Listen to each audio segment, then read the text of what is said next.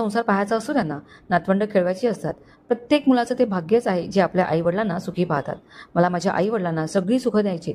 विराज कुठेतरी एकटक पाहत बोलला. उमाताईंनी डोळ्याला पदर लावला. किती उच्च विचार आहेत या मुलाचे. जोगळेकर, खूप छान विचार आहेत हो तुमचे. तुमच्यासारखा मुलगा आणि जावई कोणाला मिळाला तर दोन्ही कुटुंब सुखी राहतील. अण्णा मोकळेपणाने बोलले. विराज सुमनकडे बघत होता. हाच चान्स आहे आपला संदेश सुमनपर्यंत पोहोचवण्याचा.